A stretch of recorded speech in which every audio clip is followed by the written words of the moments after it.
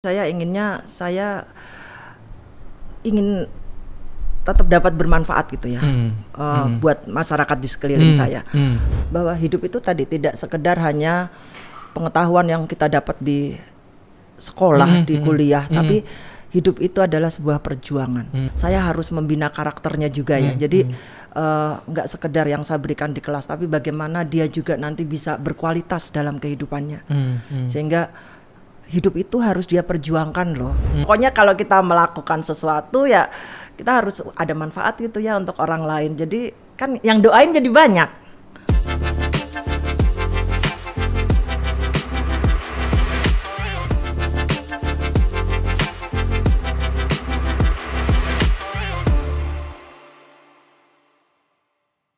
Oke, kembali lagi di Binus Podcast. Kali ini saya pasti akan kedatangan bintang tamu yang punya cerita-cerita tersendiri. Hari ini spesial saya bawain, yaitu pecinta novel romantis Ibu Lisa. Apa kabar Bu Lisa? Alhamdulillah baik. Ya. Makasih Pak Indra. Bagaimana dari Bekasi ke sini? Lancar. Lancar ya? Lancar ya. Gimana Bu kondisi? Sehat? Alhamdulillah. Sehat ya? Jauh lebih baik. Jauh lebih baik ya. Ibu, saya kenal Ibu udah lama loh. Tapi kok awet ya Bu ya? Awet muda. Jangan-jangan awet ngeselinnya. Awet ngeselinnya ya Bu ya. Iya, kegiatan sehari-hari apa Bu? Selain ngajar ya di rumah ngurus anak, suami. Padahal anak udah gede nih. Oh gitu ya. Padahal anak udah lulus BINUS nih. Iklan BINUS nih. Iklan BINUS. Anaknya ya? udah lulus BINUS. Nah, sekarang selama pandemi kebetulan saya diberi kepercayaan untuk di BINUS Sumarekon. Jadi jauh lebih dekat. Jadi ya? kualitas kesehatan saya jauh jadi lebih meningkat. Luar biasa. Ini Ibu tahu ya bagaimana mementingkan antara kehidupan, kesehatan dan keluarga ya Bu ya. Wah, harus balance dong. Harus balance ya Bu. Kalau enggak saya enggak tahan 29 tahun di BINUS. Oh iya, luar biasa. 29 tahun Bu. Tahun ini masuk tahun ke-29. Wow, dedikasi di pendidikan Ibu ya. Ya. Emang udah panggilan ya, atau? Tapi jadi dosennya saya di tahun 1999. Berarti pas saya masuk dong Bu. Saya masuk BINUS 99. Tapi bergabung di BINUS 92. 92. Wow Bu. Yang setahu Ibu ya. Ibu kan sekarang di psikologi ya, bantu di psikologi ya. Di psikologi ya. Yang saya tahu Ibu dulu di Perpus loh Bu. Bener banget. Bener nggak? Bener banget. Buat teman-teman atau mendengar podcast ini, Ibu Lisa ini dulunya petugas perpustakaan loh yang saya tahu. Ceritain dong Bu dulu gimana di perpustakaan. Dulu saya masuk Perpus itu hari pertama saya 18 Agustus 1992. Oh oke. Jadi bergabung langsung bantu di Perpus. Ya, karena memang waktu itu wawancaranya dengan Bu Widya memang beliau sedang membutuhkan librarian. Ibu pendidikan memang sesuai. Jadi gitu. S1 saya memang ilmu perpustakaan, baru kemudian S2-nya saya psikologi. Oh oke. Jadi memang S1-nya perpustakaan. Ya. Jadi memang pada saat itu mencari atau dibutuhkan latar belakangnya perpus, Ibu masuk ke situ. Iya. Sebelumnya baru lulus. Oh, baru lulus. Saya wisuda 18 Juli. Saya masuk 18 Agustus. Oh gitu. Jadi langsung ya Bu ya? Nggak kemana-mana lagi dalam arti langsung banget. Biasanya kan ke industri dulu enggak. apa Waktu gitu. itu kebetulan Bu Widya sepertinya sedang ngambil S2 di UI. Nah teman saya yang pegang perpustakaannya di UI. Nah Bu Widya waktu itu menginformasikan kalau ada temen dong yang librarian juga. Nah kebetulan saya pas yang datang pertama tuh ke teman saya. Nah jadi direkomendasikanlah saya ke almarhum Bu Widya. Oh oke. Lalu ke psikologi gimana ceritanya Bu? Ada lagi ceritanya tersendiri. Nah apa hubungannya antara perpus sama psikologi? Ada dong. Kan sepanjang hayat manusia selalu berhubungan ya dengan manusia. Benar. Setuju Bu, setuju. Pasti itu butuh orang psikologi. Oh gitu. Orang perpus juga dibutuhkan terus, librarian tuh dibutuhkan karena segala informasi meskipun sekarang digital ya. Nah, Ya basically kan in knowledge kan Bu, Ya, perpus kan. Jadi iya. pasti orang pasti akan butuh knowledge kan. Mungkin bentuknya perpus, apalagi sekarang mungkin bentuknya kebanyakan digital segala macam gitu ya. Nah, psikologi sendiri memang Ibu pada saat itu gabung, memang Ibu waktu itu ambil S2 psikologi gabung, atau memang sebelumnya Ibu merasa bahwa di perpus saya mau mengembangkan diri lagi lah, akhirnya ada pilihan Jadi ke psikologi. sebenarnya belum itu. kepikir. Oh gitu. Sebenarnya belum kepikir. Nah, karena perkembangan BINUS, saya sempat kalau dulu bilangnya layanan ya, LIM gitu ya. Oh iya. Saya sempat, jadi sebelum Oh iya benar. 29 tahun ini kutu loncat saya di mana-mana. Jadi pernah ngerasain di mana-mana gitu. Waduh. Ya. Jadi abis dari perpus kebetulan sempat dipercayakan di layanan. Waktu itu bareng Bu Rena ya waktu itu. Nah, pas di layanan inilah sebetulnya muncul keinginan saya, kayaknya dengan manusia lebih asik nih. Iya. Tadinya dengan buku, nah sekarang kayaknya dengan manusia nih lebih asik. Kayaknya saya bisa nih. Tapi saya nggak tahu ilmu yang benerannya gitu ya. Makanya kayaknya kalau saya lanjut S2 psikologi aja deh gitu. Jadi banting setirnya, enggak ke perpus lagi deh. Karena saya lebih seneng ternyata menangani manusia gitu ya. Menangani waktu mahasiswa. Itu ya, waktu itu kan di LIM banyak banget ya masalahnya gitu ya. Iya, ngurusin manusia mah repot apa Bu. aja gitu ya. Entah mahasiswanya, entah orang tuanya. Nah, ini yang membuat saya tertarik banget. Justru gitu. tertantang ya Bu ya. Luar lebih biasa. susah. Ya kalau buku kan at least setidaknya ya kalau dirapihin ya rapi gitu ya.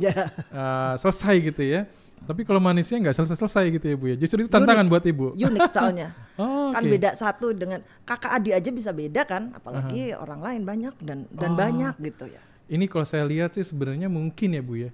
Boleh dibilang bukan kilas balik ya, titik balik kali ya Bu, di mana gini. Antara kan sangat berbeda antara perpus dan psikologi sendiri ya, antara urusan buku dan manusia ya. Ternyata di sela-sela itu, di masa Ibu transisi ke layanan, ternyata ada hal yang Ibu dapatkan gitu ya, dan sampai sekarang ya Bu ya. Iya. Itu Menjadi jalan hidup gitu. Iya, jadi malah nggak semua orang dapat kesempatan kayak gitu loh Bu. Gimana Ibu bisa akhirnya mendapat kesempatan yang mungkin juga secara tidak sengaja Ibu menemukan hal itu juga ya? Apakah? Karena tadi begitu nanganin mahasiswa dengan berbagai profil, berbagai kondisi gitu ya. Saya jadi lebih kepengen gitu loh, involve gitu di. Kalau waktu di S2 psikologi, Ibu ada spesifik streaming atau pendidikan? Pendidikan. Iya. Pendidikan psikologi. Saya sebenarnya pengen nanya juga nih Bu. Kalau era atau fenomena sekarang ini kan orang pada stres gitu ya Bu ya, dengan COVID ini. Nah mungkin nanti Ibu bisa cerita sedikit seperti apa gitu ya. Nah, tapi nanti aja Bu. Ya. Saya sebenarnya mau gali dulu Bu. Jadi saya sebenarnya ini mau menggali lebih dalam nih. Saya udah lama sebenarnya nggak ketemu Ibu. Pokoknya saya terakhir ketemu di perpus. Selesai saya juga kuliah. Habis itu tahu-tahu Ibu ada di psikologi gitu ya. Dan akhirnya nggak pernah lagi berkomunikasi gitu, dalam arti ya di momen tertentu pun agak jarang gitu ya kita berkomunikasi. Bu, Ibu ini seperti apa Bu orangnya sih Bu? Kalau saya lihat Ibu ini suka baca novel romantis Bu. Tapi orangnya nggak romantis ya? Iya Bu, kok bisa kesana sih Bu? Itu untuk nyari balancing. Oke.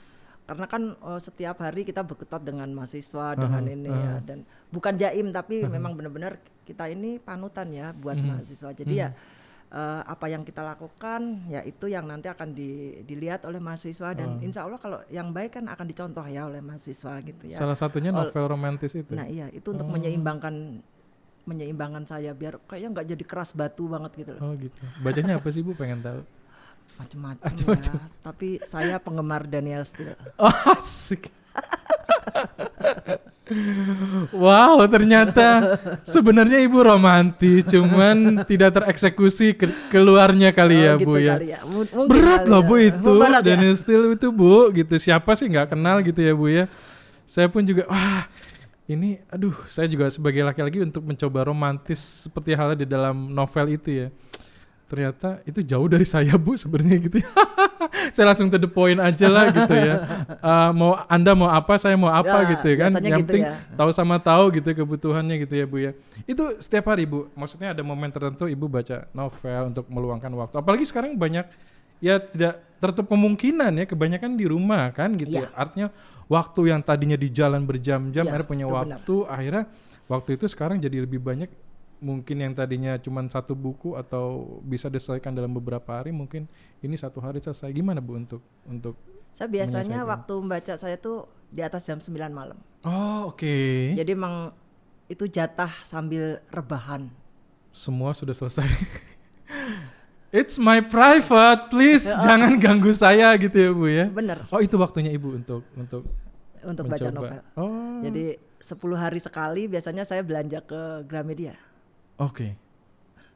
Karena kan ada tuh Aha. di Gramet kan yang novel-novel murah gitu Iya, kan. iya, Nah, iya. novel kan nggak perlu harus yang terkini, pokoknya yang belum dibaca kan berarti terkini buat saya. Oh iya benar Bu, setuju itu.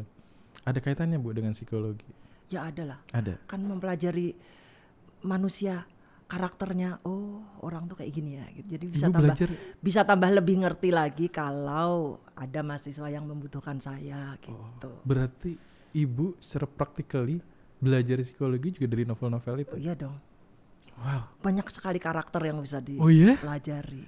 Iya sih benar. Dengan membaca itu ya mungkin emang Ibu jadi akhirnya emang Ibu mengkaitkan antara kalau misalnya baca novel, oh ini nih yang dimaksud teorinya psikologi kayak gini gitu.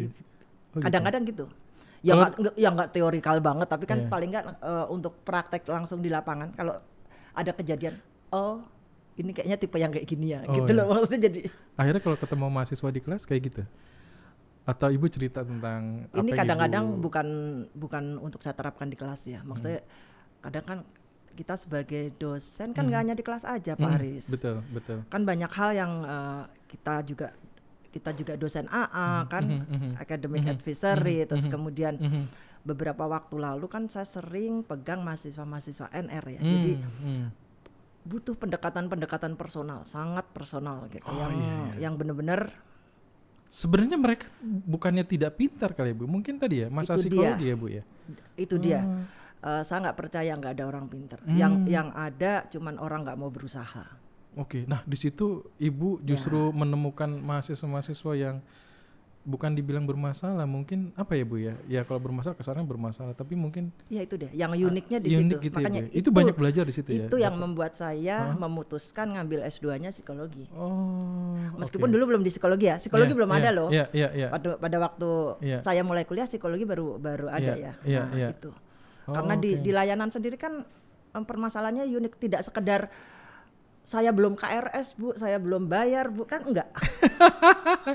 Ibu mau curhat di layanan itu ya Bu ya, ngurusin yang gitu-gitu ya, Iya kan, Bu ya. bukan sekedar itu kan. Betul, Ada hal lain betul, gitu loh betul, yang memang ini kenapa dia telat, kenapa dia ini, kenapa dia itu gitu kan.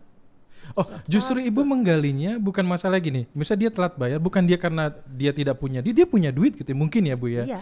Atau mungkin dia punya ketemu masalah, bukannya Ibu menyelesaikan masalah, tapi sebenarnya Ibu mencari ini kenapa sih gitu loh. Iya. Akar permasalahannya kenapa gitu ya. Itu yang Ibu gali gitu Iya. ya Bu ya. Makanya suami saya sering, kamu nih pakai hati banget sih. Iyalah pakai hati ya Bu ya. Pakai hati banget katanya gitu. Oh, termasuk memasak juga pakai hati Ibu. Oh jelas. Oh, Kalau jelas. memasak itu pasti pakai hati. Selain novel katanya masak juga ya Ibu ya. Tapi masakan tradisional ya saya sukanya. Saya Oh, nggak gitu. pinter masakan kekinian. Oh gitu. Korea itu Enggak ya? nggak. Oh nggak spesialisnya pinter, Ibu ya. Indonesian food. Indonesian food.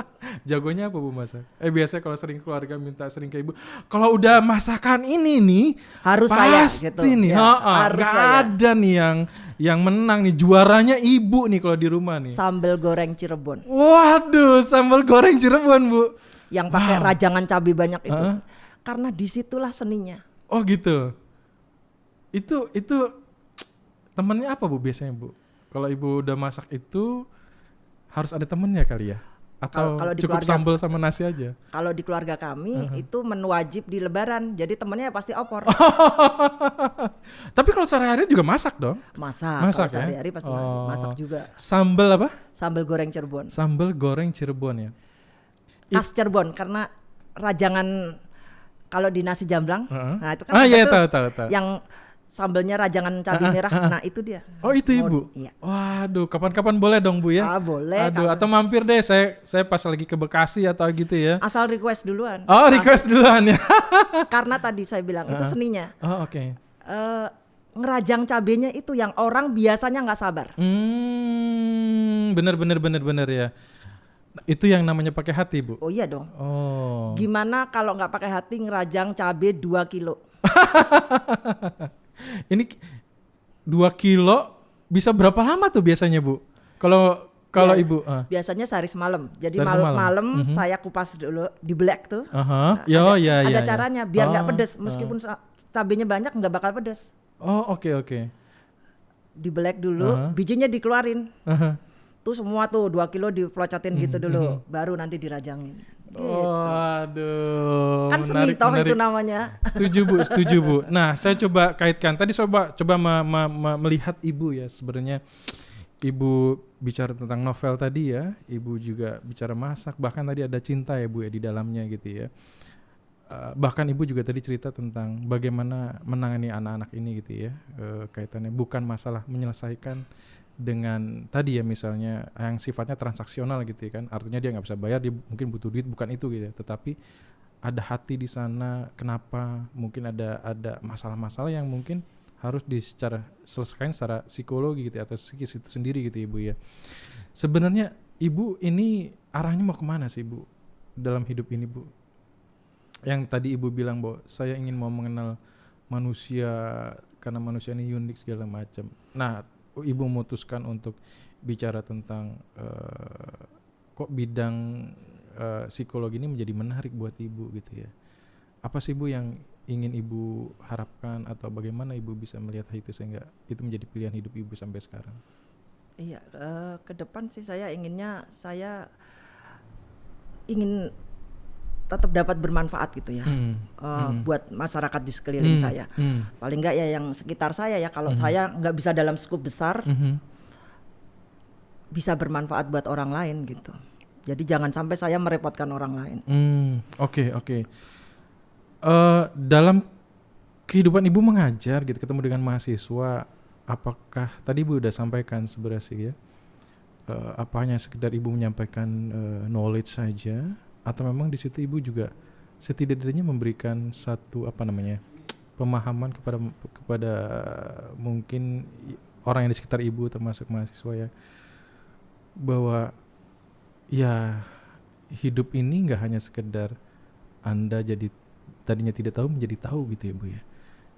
Bagaimana ibu di keseharian ibu tentang hal itu? Iya, baik di kelas maupun di keseharian gitu ya, dengan mahasiswa di luar kelas maupun dengan anak saya atau dengan lingkungan saya, bahwa hidup itu tadi tidak sekedar hanya pengetahuan yang kita dapat di sekolah, di kuliah, tapi hidup itu adalah sebuah perjuangan. Jadi benar-benar memang kita harus mengupayakan menjadi yang menjadi baik gitu, agar berkah ya buat diri kita.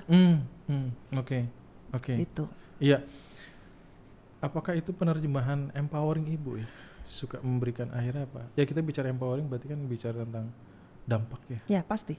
Jadi secara nggak langsung sebelum itu dijadikan tagline gitu ya, fostering and empowering. Sebenarnya masing-masing kita sebenarnya pasti sudah melakukan gitu, dengan derajat seberapapun gitu loh. Menurut saya. Iya, kita nggak bicara tentang empowering ini, memang kita nggak bicara tentang bahwa ketika kita melakukan sesuatu yang memang akhirnya dampaknya besar gitu, baru disebut dengan empowering. Nah kalau saya tadi dengar ibu sekilas, menurut saya itu ya mungkin ya, apakah itu benar, itu penerjemahan empowering ibu terhadap, bagi saya iya. Oke.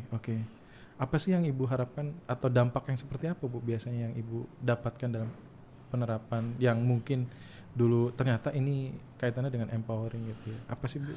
Sebenarnya yang saya ingin khususnya kalau mahasiswa gitu ya, kan saya selalu menganggap mereka seperti anak-anak sendiri. Jadi saya nggak mungkin menjerumuskan gitu ya. Bodoh amat, yang penting gua udah ngajar udah gitu. Enggak, bukan seperti itu. Saya harus membina karakternya juga ya. Jadi enggak sekedar yang saya berikan di kelas, tapi bagaimana dia juga nanti bisa berkualitas dalam kehidupannya. Sehingga hidup itu harus dia perjuangkan loh gitu. Enggak sekedar ya sekarang kamu orang tuamu banyak duitnya bisa bayar binus seberapapun. Tapi setelah dari sini so what gitu, apa yang harus kamu lakukan kalau nggak kamu berjuang sendiri? Orang tuamu nggak bakal loh bisa mendampingi kamu seumur hidup kamu. Jadi saya pengen mereka memiliki kemampuan untuk itu gitu. Bertahan hidup lah Bu ya, minimal ya. Tangguh, resilient. Kalau ngeliat Ibu anak-anak muda sekarang seperti apa sih Bu? Apa terlalu rapuh? Kalau bicara dari perspektif Ibu, beda zaman ya. Saya nggak bisa bilang sekarang terlalu rapuh ya. Jadi mungkin andil kita sebagai orang tua juga yang kurang galak kali ya. Dalam tanda kutip ya galaknya, dalam tanda kutip ya galaknya gitu. Itu sih. Perubahannya sedrastis yang mungkin Ibu pernah hadapi dari zaman ke zaman atau ketemu dengan dulu tahun sekian Ibu ketemu. Cukup drastis ya. Soalnya dulu kalau kita dengan orang tua, saya lah, kalau Pak Haris kan udah beda generasi juga dengan saya. Saya dulu kalau bapak saya udah bicara, nggak berani saya ngeliatin tatap muka ya. Muka bapak saya, pasti saya begini. Nunduk, ya. Tapi sekarang anak-anak saya, anak saya sendiri ya, bukan mahasiswa ya. Mahasiswa sih masih agak nunduk. Tapi anak saya sendiri masih, kenapa mama gitu? Kan harusnya begini. Kenapa nggak gitu? Nah itu dulu nggak berani, udah ya dah gitu aja. Iya. Ini yang tapi sebenarnya jadi orang tua zaman sekarang jauh lebih beruntung Pak Haris. Iya. Kalau dari apa yang Ibu dalami ya keilmuan itu, memang selalu ada perubahan seperti itu Bu ya? Sesuai zamannya lah sesuai pasti zamannya. Ada. Iya. Bukan berarti yang dulu lebih bagus atau yang sekarang mungkin lebih jelek atau enggak? Atau kepribadian seseorang tuh unik ya. Jadi kita nggak bisa dulu bapakmu begini. Nah, ya kan anaknya juga udah beda. Kita nggak hidup di zaman yang dulu lagi. Iya. Dulu kita nggak ada internet. Kalau sekarang kita larang anak internet, gimana coba? Iya, benar. Dia nggak akan maju. Sekarang nggak boleh sekolah jadinya kalau nggak ada. Ya kan? Bapak dulu nggak ada internet juga bisa. Ya iya, orang dulu nggak ada. Iya benar. Iya kan? Iya. Selama di ngajar juga terlihat sekali perbedaannya Bu. Ya kalau dulu ya saya juga kebetulan ngajar di komunikasi ya Bu ya, salah satunya topiknya. Ya kalau dulu anak-anak masih suka nyatet segala macam gitu ya. Sekarang main foto-foto aja Bu ya. Nggak perlu dia bawa buku. Kenapa kamu nggak bawa ini? Enggak, ini saya nyatet kok foto. Slide Bapak saya foto, ini saya baca gitu. Yang penting saya tahu kan Bu. Gitu yang penting saya tahu kan. Kadang-kadang aduh, ada mungkin saya juga dengerin curhatan dari dosen juga gitu ya. Di mata kuliah saya ada yang dosennya menghadapi mahasiswanya tuh sampai nggak kuat sampai nangis gitu ya Bu ya. Aduh ini kenapa saya bilang nih dosen ini, apa mungkin dia tidak bisa mengikuti? Ya kita yang harus mengikuti ya. Maksudnya menurut Ibu gimana ya? Kita nggak larut tapi kita melihat nih anak-anak nih sekarang lagi trennya apa ya. Makanya kenapa saya juga bermain medsos gitu loh. Iya. Itu kan sebenarnya bukan karena sok kepedean, enggak. Cuman biar saya tahu nih. Sekarang lagi musimnya ngomongin apa ya. Ini lagi ngapain ya. Ibu main TikTok nggak? Belum. Ibu coba. Karena kayaknya saya merasa saya kurang ekspresif. Gitu ya Bu ya. Enggak lah, orang saya kenal Ibu hari ini aja saya ngobrol sama Ibu berbeda, masih seperti dulu, semangatnya segala macam. Sebenarnya gini Bu, saya share sedikit aja ya sebenarnya. Kadang-kadang perspektif terutama penggunaan TikTok ya, memang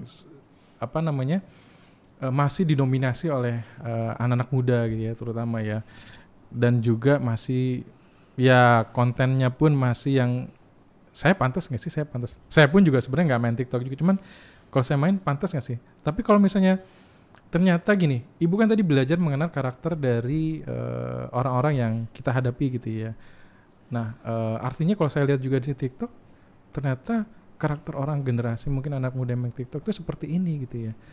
Nah, ketika pun ingin kita berkomunikasi, kalau misalnya di saya gitu ya, komunikasi, ya saya harus main ke sana. Tapi bagaimana caranya saya main ke sana gitu ya? Apakah saya harus juga bergoyang-goyang ria gitu ya? Atau mungkin banyak hal kok yang mesti yang bisa disampaikan gitu ya. Misalnya kan kita nggak harus bergoyang juga. Misalnya kalau misalnya mau menyampaikan tentang bahwa karena mungkin dunia saya di digital marketing misalnya, oh tren sosial media seperti apa, begini tambahin musik selesai gitu ya. Ibu ada kepikiran ke sana atau mungkin belum tahu gimana? Belum tahu sih kalau soal TikTok ya. Udah pokoknya mengamati aja. Sekarang ada apa? Oh, tapi TikTok anak ibu main dong harusnya ya? Rasanya enggak. Rasanya enggak juga. Enggak. Rasanya anak saya soalnya udah lewat dari usia remaja kan. Anak saya 2, yang bontot yang lulus tahun 2019, yang gede kebetulan udah kerja di pajak, kayaknya nggak kepikir dia. Nggak kepikir ya Bu. Kalau lihat dari ibu mengamati ya, ibu pasti mengamati juga mahasiswa atau mungkin ibu lihat TikTok juga orang lain gitu ibu. Kalau dari sisi perspektif psikologis, ini apa yang terjadi Bu kalau menurut ibu? Ya tadi kau bicara tentang pasti kan selalu berubah segala macam. Ya anak gitu. Sekarang kan memang lebih ekspresif ya, jadi memang dia ingin menampilkan apa yang dirinya ada gitu. Barangkali dengan menampilkan itu dia lebih didengar gitu. Oke. Kan kadang-kadang ada orang tua yang pokoknya gitu ya. Jadi kan barangkali ini selain seni sebenarnya dia ingin mengungkapkan sesuatu kan. Butuh ruang gitu ya. Iya. Di psikologi harusnya memang memberikan ruang itu ya Bu ya. Ya seharusnya iya. Seharusnya ya memang iya gitu ya. Artinya kan nggak oke saya tahu gitu ya. Tapi kalau nggak ada ruang kan mungkin juga bagaimana saya harus mengekspresikan diri, terutama untuk menyampaikan kepuasan saya. Aku minum ya. Boleh Bu. Ini saya dapat dari Manu Kopi Bu, seger Bu, enak. Ya, Manu Kopi, kalau yang mau cobain Manu Kopi monggo silakan. Ibu suka minum susu kopi ya? Suka minum kopi memang. Suka minum kopi ya? Tapi Manu Kopi baru hari ini. Oh, baru hari ini. Iya, saya juga baru hari ini. Mudah-mudahan enak Bu ternyata. Pas, nggak terlalu manis juga. Iya. Nah, Bu, tadi bicara tentang kondisi sekarang juga ya. Kaitannya dengan Covid lah gitu ya. Saya selalu ngomong saya selalu relevansikan dengan kondisi sekarang gitu ya, bahwa ya kebayang Bu kita selalu di rumah segala macam, yang tadinya kita ini kan manusia yang hidupnya bersosialisasi ya Bu ya, bahkan kadang-kadang orang lebih berbahaya orang nggak ketemu orang ketimbang dia bermasalah dengan misalnya kayak dia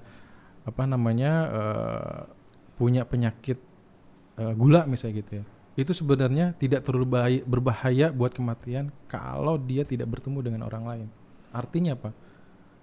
Orang tidak bertemu orang lain itu lebih berbahaya ketimbang kita kena gula gitu ya. Artinya menurut Ibu sedahsyat itukah ketika kita tidak bisa bersosialisasi, kita kurung di rumah, psikis kita akhirnya kena segala macam. Ya kan manusiawinya memang kita berhubungan dengan orang lain. Itu memang sudah fitrahnya ya. Kita nggak hidup sendiri gitu ya. Segala sesuatu kita butuh orang lain ya. Bahkan kita pakai baju, bener sih bajunya baju kita sendiri, tapi coba pahami emang bisa nih langsung jadi kayak gini. Prosesnya kan pasti juga panjang dan itu melibatkan orang lain kan. Jadi memang dapat dipahami ya kalau tadi Pak Haris bilang di masa pandemi ini mungkin banyak orang yang jadi mungkin kayak hilang kendali, jadi nggak sabaran karena udah bingung gitu ya. Begitu libur dikit aja udah langsung brok semua pergi. Betul Bu, betul. Ya itu, tapi ya itu tadi manusia tuh kan makhluk yang paling tinggi derajatnya ya. Jadi sebenarnya dia kan harus punya keterampilan yang memang harus dia gunakan nih untuk kehidupannya. Kalau saat seperti ini ya mbok yao gitu ya. Kalau orang Jawa kan bilang mbok yao gitu, menahan diri dulu gitu. Iya, katanya saya pun juga waktu awal-awal gitu, 3 bulan benar-benar kita benar-benar stay di rumah gitu kan. Dan mulai dah, dulu mungkin kayaknya enak ya kerja di rumah gitu, zaman-zaman masih tiap hari datang. Ternyata enggak ya. Ternyata tidak seenak yang kita bayangkan gitu.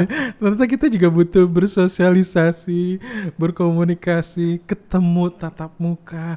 Karena di situ auranya mungkin dapat dan akhirnya justru itu menjadi obat buat kita juga ketika kita hilang stres. Makanya diundang Pak Haris ke sini, obat buat saya. Aduh, makasih Bu. Obat buat saya bisa. Jadi nggak enak Bu. Jadi ngelihat Sadan gitu Pak. Udah setahun lebih saya nggak ke Sadan gitu. Iya. Ya itu yang mungkin di sebagian orang mengharapkan itu gitu ya. Tapi ya kembali lagi sih, makanya benar yang tadi Ibu sampaikan juga gitu ya. Mungkin kita juga justru saatnya kita melatih kesabaran kita untuk hal itu ya. Yang mungkin sebelum-sebelumnya orang kayak terlalu ambisius, waduh senggol sana, sikat sini, sikat sana, akhirnya tidak melihat ini teman atau lawan. Tapi setelah semuanya di lockdown gitu kan, bingung juga gitu kan. Makanya benar kan, mungkin saat inilah saatnya kita refleksi diri. Betul, ya kan? Betul. Setuju Bu. Saya juga punya banyak waktu yang mungkin ya yang tadinya saya nggak sempat ngerjain akhirnya bisa dikerjain gitu ya Bu ya. Nah Bu, punya pengalaman menarik Bu selama Ibu hidup dengan dunia yang mungkin Ibu sekarang ini dapatkan dengan seperti itu? Ada. Sebenarnya ada beberapa mahasiswa yang memang setelah dia lulus pun, bahkan sampai saat ini saya masih punya jejaring ya dengan para alumni. Meskipun itu bukan alumni psikologi ya, karena tadi riwayatnya kan saya di mana-mana ya. Jadi alumninya juga dari mana-mana gitu yang berkenalan dengan saya. Khususnya yang paling banyak tuh berhubungan dengan saya anak sastra Inggris. Ada satu yang sangat berkesan bagi saya sepanjang sampai saat ini, karena sampai saat ini saya masih berhubungan dengan anak ini. Dia sudah menikah dan sudah punya satu anak sekarang. Saya ingat banget waktu itu dia kesulitan ekonomi. Dia tinggal skripsi, tapi ayahnya kena stroke. Jadi dia waktu itu bingung antara harus selesaikan atau harus kerja, karena kebetulan dapat kesempatan untuk kerja di tempat ayahnya dulu kerja. Nah tapi penawaran kerjanya ini ya kamu bisa diterima di sini tapi di Lampung. Konsultasi. Dia di Jakarta? Iya, waktu itu dia di Jakarta kan, keluarganya di Jakarta. Dia konsultasi dengan saya. Bu, gimana? Saya kebetulan pernah ngajar di semester berapanya dia, tapi setelah itu kan saya di layanan, jadi dia sering berkonsultasi dengan saya. Bu, gimana ya Bu? Saya kan anak paling gede. Kalau saya harus menggantikan tanggung jawab orang tua saya, ya sekarang bagus. Kamu anak paling gede. Kamu orang muslim juga, memang tanggung jawab ada di anak laki-laki. Iya, nggak salah. Saya nggak bilang salah. Kamu sambil bekerja nggak salah. Tetapi untuk hidupmu sendiri, kamu juga harus punya tanggung jawab. Jadi yang tinggal selangkah lagi, tolong diselesaikan. Itu tanggung jawabmu untuk dirimu sendiri. Gitu ya Bu ya. Jadi gimana Bu? Saya ambil nggak Bu kerjanya? Loh monggo silahkan, kamu ini ambil tetapi diselesaikan. Atau gimana, terserah kamu dulu, mikir dulu deh. Akhirnya ya deh Bu, saya kerja dulu deh Bu ya. Ntar skripsi saya postpone dulu. Begitu 1 semester saya tanya, gimana, sayang ini loh jurusan bantu loh, saya bilang gitu. Terus ya udah deh Bu, tapi ada sebelum itu saya pernah bilang gini, sekarang ya, andekan kamu nggak selesaikan nih, sekarang kamu kerja, kamu diangkat nih jadi PNS, terus kamu kerja, sekarang ijazahmu apa sekarang? SMA toh, saya bilang gitu. Memang bukan semata-mata ya, tapi di Indonesia itu masih sangat diagungkan ya gitu. Bayangkan aja 5 tahun ke depan, saya bilang gitu. Udah kamu bayangin aja sendiri, 5 tahun ke depan, teman-temanmu sekarang udah lulus jadi sarjana. Kamu 5 tahun ke depan kamu masih pakai ijazah SMA kamu, kamu mentok kan di situ-situ aja. Sedangkan yang temenmu yang pada S1 itu mungkin nggak lebih smart dari kamu, tapi dia beruntung punya ijazah. Dia mungkin udah jadi kepala seksimu, kamu masih jadi ini. Udah pikir sendiri, mau kamu lanjut mau enggak, itu saya bilang. Udah dong. Akhirnya dia lanjut dengan berbagai prosesnya dan dengan sebenarnya bukan pendampingan saya ya, dengan mengajak saya sebagai menjadi temannya, sehingga dia kalau lagi ini curhat meskipun saya nggak ngerti skripsinya juga, ayolah kamu saya cuma bantu, udah nanya ke sini, nanya ke sana, saya cuma bantu gitu. Udah ini aja kalau kamu cuma bisa Sabtu, janjian lah sama dosennya, gimana deh bujuk-bujuk gitu. Ntar aku bantu deh, saya suka gitu. Dan akhirnya anak ini lulus. Dan bener. Wow. Dan bener 10 tahun kemudian. Nah, ini udah 10 tahun kemudian. Dia datang ke saya, Bu, saya ingat loh omongan ibu dulu. Kalau saya nggak nyelesain sekolah, pasti 5 tahun ke depan saya mau jadi apa gitu ya Bu. Ingat nggak Bu? Kalau dulu saya nggak ikutin ibu, sekarang saya nggak bisa loh Bu daftar beasiswa S2. Coba bayangin. Tuh nangis saya. Luar biasa Bu. Anak itu masih inget. Cuman saya suruh nyelesain S1-nya. Hati ibu karena gimana, 10 tahun kemudian dia punya kesempatan untuk daftar S2 biaya sekolah lah gitu. Pada saat itu hati ibu gimana? Saya nangis. Nangis Bu. Saya nangis, saya karena bener-bener aduh luar biasa anak ini. Maksudnya dia yang berjuang gitu. Saya bukan merasa bangga buat saya enggak. Anak ini berjuang. Jadi luar biasanya buat anak itu. Saya dapat pelajaran yang mungkin ibu bisa sharing ya Bu ya. Apakah dosen atau kita pengajar hanya sekedar mengajar saja, tetapi ibu itu tidak hanya sekedar, bukan hanya sebatas menyampaikan ilmu aja gitu, tapi apa yang ibu lakukan ini ternyata memberikan dampak. Gini, mahasiswa mungkin ya, kalau dia belajar mungkin iya, tetapi dia butuh orang pendamping. Nah, apakah kita harus seperti itu Bu? Terutama ya kita sebagai pengajar atau mungkin orang-orang yang di sekitar kita. Walaupun itu sebenarnya bukan pekerjaan ibu gitu ya, untuk bisa membuat dia harus seperti apa gitu ya.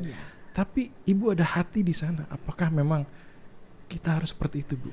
Sebaiknya memang jadi dosen tuh harus pakai hati. Jangan cuma knowledge-nya doang gitu ya. Pinter aja kalau kita nggak beradab, kita nggak. Tapi kan nggak semua ya, Bu, orang memang, punya kayak gitu memang. Bu. Itu terbaliknya lagi ke diri kita lagi. Tetapi kalau kita semua begitu Bu, wah saya yakin Insya Allah dunia aman. Betul Bu, mahasiswa. Iya, mahasiswa makin sejahtera. Iya Bu, artinya yang tadi ibu bilang tadi, dia nggak bukan dia tidak mampu atau dia tidak pintar, tapi dia butuh orang kok. Ya. Setidaknya minimal dia mau mendengarkan kan gitu. Apa yang dia lakukan ini benar atau tidak, atau memberikan pandangan. Tapi kan nggak semua Bu bisa begitu. Bagaimana ibu sharing dong, gimana sih kita harus punya rasa seperti itu Ya atau enggak? Gimana ya? Udah dari sononya kali ya saya nggak bisa berbagi tips ya karena karena bukan susah ya nyuruh orang harus deket sama orang, harus mau meluangkan waktu gitu. Iya. Jangankan Pak Haris, mungkin nggak ini suami saya aja kagak paham gitu sama saya gitu. Kadang-kadang, aduh kamu betelaten banget ya gitu loh. Kalau udah kayak gini, ya sekarang apalagi ya ibu tadi kan bicara tentang bahwa perubahan karakter dari anak yang dulu atau generasi yang dulu dengan yang sekarang itu berbeda. Bukan maksudnya gampang rapuh. Iya. Tetapi memang zamannya udah seperti dengan orang tua, dengan guru atau orang yang dituakan, itu seperti halnya dia berteman, dan ketika dia mengalami kesulitan ada orang yang menemani dia. Setidaknya tidak memberikan solusi tapi ada teman di dalamnya. Apa yang ibu lakukan tadi itu berat juga loh Bu buat orang tapi yang memang tidak punya. Mungkin memang dari sononya kali ya. Tapi mungkin ini berkembang karena perjalanan hidup saya kan. Jadi mungkin sebenarnya saya nggak baik-baik amat sih. Iya. Cuman. Tapi memang enggak Bu. Kalau gini, menurut saya ya, ibu itu keluarnya dari apa yang tadi saya tanyakan tadi. Itu ibu keluarnya seperti itu. Kalau orang tidak punya hal seperti itu, mungkin nggak keluar. Padahal kalau sama mahasiswa saya terkenalnya galak loh. Bu, galak dan jutek. Galak bukan berarti ditakuti kan Bu. Gitu.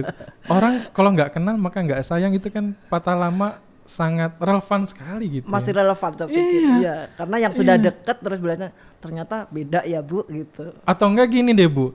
Mungkin nanti pendengar juga kan melihat video ini gitu Ibu. Sebaiknya apa sih yang harus kita lakukan? Setidak-tidaknya bukalah hati, bukalah ruang di mana tidak hanya sekedar kita berikan menjadi yang tadinya tidak tahu menjadi tahu gitu. Tapi kita juga harus seperti apa, harus bagaimana. Ya mungkin Ibu bisa berbagi lah. Walaupun juga mungkin ini tadi, ya ini tergantung orang atau lahir segala macam. Tapi kan orang juga bisa berubah kan Bu. Iya, gitu pasti. There is a will, there is a way. Yes, gimana Bu itu? Iya, kita paling enggak mulai dari kita meluangkan waktu, meluangkan waktu yang lebih gitu loh untuk keberadaan orang-orang di sekeliling kita. Dan kita kembali ke diri bahwa kita syukuri kita bisa sampai seperti saat ini, tapi banyak orang yang nggak seberuntung kita gitu. Jadi gunakan itu. Kalau saya sih mempergunakannya itunya gitu, karena saya merasa saya bisa seperti sekarang ini karena bantuan orang-orang di sekeliling saya gitu. Makanya tadi mungkin ini karena perjalanan hidup saya yang tidak mudah untuk mencapai saat sekarang gitu ya. Jadi saya kalau boleh cerita sedikit, ayah saya meninggal saya semester 4. Oke. Saya anak pertama dengan 2 adik. Kelas 3 SMA dan kelas 1 SMA.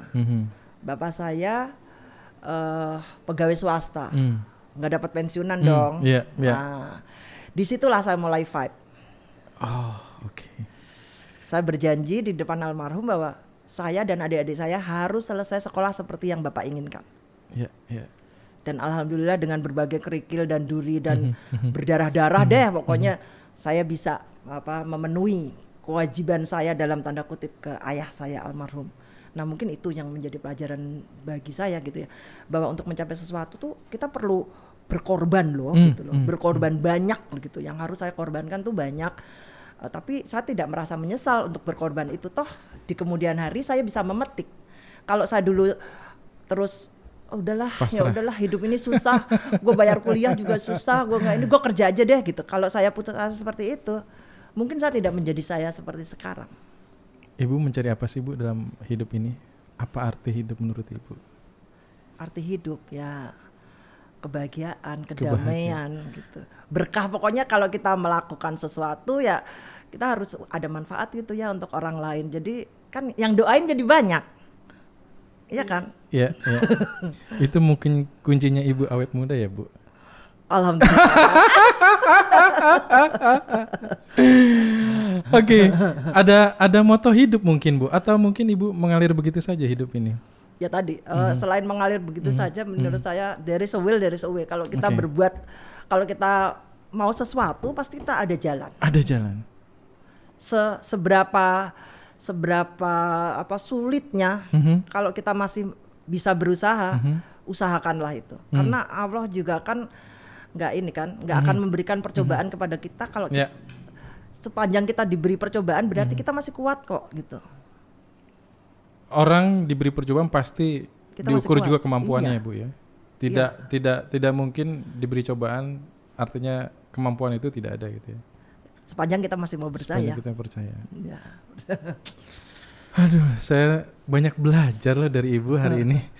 Saya nggak nyangka juga, saya banyak belajar loh. Sama-sama, mungkin juga pendengar gue. Banyak belajar dari Pak Haris nih kan. Enggak lah, biasa. Saya hari ini banyak hal yang mungkin saya bisa. Tadi ya Bu ya, saya berpikir juga bahwa tidak hanya sekedar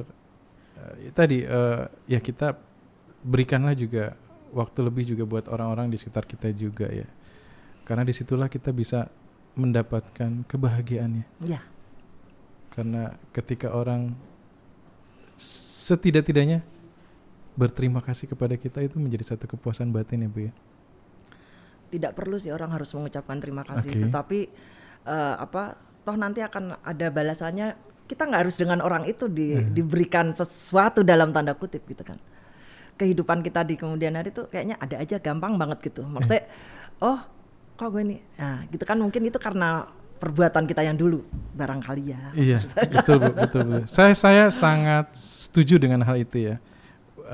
Kadang-kadang kita tidak merasakan dampaknya hari ini. Mungkin juga besok, atau mungkin dengan cara, atau mungkin bukan dengan orang itu kita diberikan dampak kebaikan kita ya. Mungkin ada orang lain yang memberikan dampak kebaikan itu ya Bu ya. Atau kebaikan itu mungkin nanti akan diterima oleh anak-anak saya. Ya kan? Iya. Saya berbuat baik, ini mudah-mudahan nanti hidup anak-anak saya juga dimudahkan gitu. Iya. Orang tua tuh kan berdoa untuk anaknya kan. Oke. Ada mimpi yang belum terwujud, Bu? Hah? Ada Mimpi yang belum terwujud. Apa ya? Sebagai kita closing kita podcast kali ini sebenarnya saya mau banyak ngobrol loh sama Ibu. Mungkin kita bikin part 2 ya, Bu ya. Untuk bicara Jangan tentang nanti yang lain nggak kebagian. Nggak kena kebagian. Yang lain aja dulu. Kan gitu banyak ya? yang lain. Oke. Ada yang belum dicapai atau yang mungkin belum terwujud? Untuk keluarga sih, alhamdulillah ya anak-anak saya diberi sehat gitu ya. Suami saya juga alhamdulillah sudah disehatkan kembali karena kemarin 4 tahunan yang lalu sempat kena stroke ya. Alhamdulillah kami berhasil melalui semua cobaan itu ya. Tentu saja kalau sebagai muslimah pengennya saya masih pengen naik haji. Tapi kondisi sekarang kayaknya nggak memungkinkan gitu. Jadi kayak ya tadi Bu ya. Sebelum ajal menjemput tuh kayaknya kepengen gitu sekali menjejakkan kaki. Mudah-mudahan Bu. Bicara itu kan doa ya. Iya. Kita yakin bicara itu doa ya. Mudah-mudahan yang dengerin kan banyak diaminin orang. Siapa tahu ada rezeki gitu. Amin. Hanya masalah waktu biasanya Bu. Atau siapa tahu Pak Bernard besok kirim gitu buat saya gitu. Mudah-mudahan ya Bu ya. Hanya masalah waktu lah. Gitu ya. Ya karena harusnya mungkin kesempatannya tahun ini gitu ya. Karena kita juga nggak tahu karena kondisi sekarang ini kita mungkin ya udah ditunda dulu gitu ya. Mungkin juga untuk melatih kesabaran kita untuk bisa menerima apa adanya. Itu dia. Ya. Oke, baik Bu. Bu, makasih banyak. Saya dan juga mungkin para pendengar juga mendapatkan inspirasi dari Ibu semua ya. Setidak-tidaknya apa yang tadi Ibu sampaikan mudah-mudahan bisa menularkan buat kita juga ya Bu ya. Semoga ada manfaatnya dan menginspirasi teman-teman yang lain. Thank you Bu Lisa. Tetap sehat. Salam buat keluarga. Sama-sama. Terima kasih. Terima kasih.